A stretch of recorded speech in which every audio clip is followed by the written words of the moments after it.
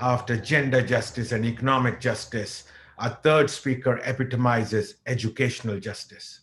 Safeena Husain is founder and CEO of Educate Girls, a former London School of Economics graduate, and has worked extensively with rural and urban underserved communities in South America, Africa, and Asia.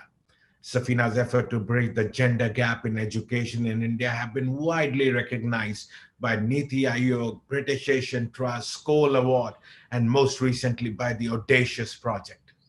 As a pioneer of the Development Impact Bond in India, she has won a significant grant to continue her work at scale.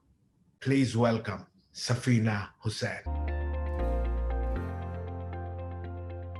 Namaste, everyone. I am Safeena Husain, and I'm the founder of Educate Girls. It's a nonprofit that has grown from 50 schools in 2007 to working in almost 18,000 villages today. Since our inception, we have grown to a full-time team of over 1,700 employees, plus 13,000 Team Balika volunteers at a village level. And together with the government and the community and our volunteers, we have helped to enroll over 750,000 out-of-school girls and improved learning outcomes for 1.3 million children to date. First question, why girls' education? The World Bank says that girls' education is one of the best investments that a country can make. It helps to directly improve 9 of the 17 Sustainable Development Goals. Everything from health, nutrition, employability, poverty alleviation, even climate change. All of these are positively impacted when girls come into school and complete their education. Finally, it is a problem we only have to solve once, because an educated mother is 200% more likely to educate her children. And with that, we can close the gender and illiteracy gap forever. So if it's such a transformative proposition, why are girls out of school? In India alone, we still have over 4 million girls, amongst the highest in the world. And as we see it, there are 2 key issues at play. The 2 Ps, I call them, poverty and patriarchy. And because both of these, I'll say that again, both of these are at the root cause of systemic discrimination of girls. So if the problem with the 2 Ps, then what does Educate Girls do to solve this particular problem? We work in some of the most rural, remote, and tribal areas, and we go door to door. We knock on every single door to find girls who are not going to school, and then work with the community to bring them back into school, make sure they're staying and learning.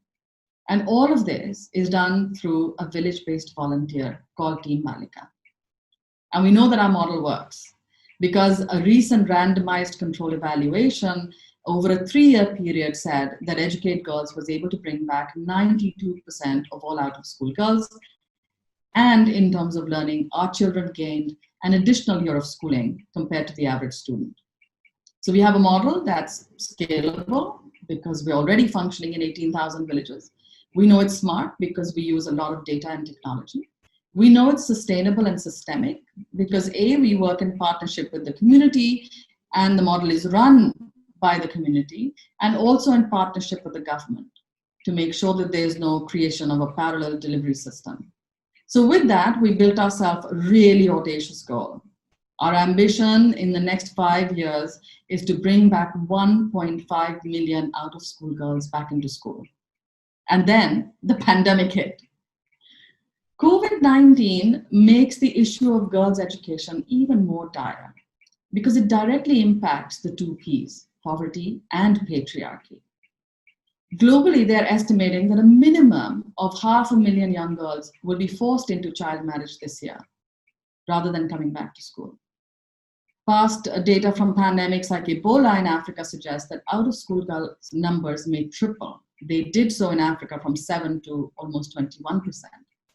So the pandemic is not only a health crisis, economic factors are crippling communities. Schools are shut and families are losing out on work and at home.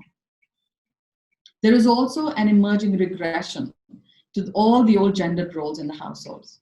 We're seeing domestic duties falling straight back onto the shoulders of our young girls. So I believe that to tackle the 2 Ps, we need the 3 Rs, which is relief, recovery, and to reimagine. In terms of relief, we first started with hunger because we know that even during normal times, our girls are some of the last ones to eat in the house. So we did doorstep delivery of rations to almost 500,000 individuals. To recover, we're doing two things. One is identifying and making sure that we're contacting all out of school children, especially the migrant children who've come back, and make sure that we know who they are and where they are so that we can connect them when the schools reopen. And secondly, we're bringing learning to the children through community-based camps wherever possible so that they don't disappear and they are in touch with us. But COVID-19 has also made visible several opportunities, and I believe that these will be important to help us reimagine a new path. With the increased use of technology, we can do just-in-time training. We can also do it remotely. We're using Zoom and Google Classroom and lots of tools. So should we just reimagine the future of education and skilling from the lens of technology adoption? So before we can get carried away with data and technology and AI, I believe that we have to remain alert to concerns that too much technology and too much standardization can become reductive. With a modular approach, will we make education too skills focused, too short term, too transactional, and not holistic? With such a reliance upon digitization, will it lead to more polarization? With too much focus on narrow. My biggest concern is the risk of a deepening digital divide between the haves and the have-nots. So how should we approach reimagining the future of skills and education? Should we be fighting tech? We have to be sure that we're not coming to the table kicking and screaming that all tech is bad and you can't replace humans and you can't replace teachers with machines. Equally, I believe that we have to make sure that we do not reimagine education with too much enthusiasm for tech, assuming that technology and artificial intelligence will solve all our problems and be the future of education. Instead, we need to reimagine with deep thoughtfulness, seeing the positive opportunities that tech offers, but also being aware of the pitfalls, and ensuring that Education 2.0 is at its heart inclusive, holistic, and equitable. And for that, we must put our most vulnerable at the center of everything that we reimagine and rebuild. I hope that Aspire Impact Future project helps to identify and build such bold impact ideas in education, skills, and edtech that address the most pertinent question of what's needed for the future of our country and our society. My hope is that through this initiative will emerge unicorns that can touch 1 billion lives, reaching the most vulnerable and creating a civilized and equitable future for us all. I am Safeena Husain, and I educate girls. Thank you.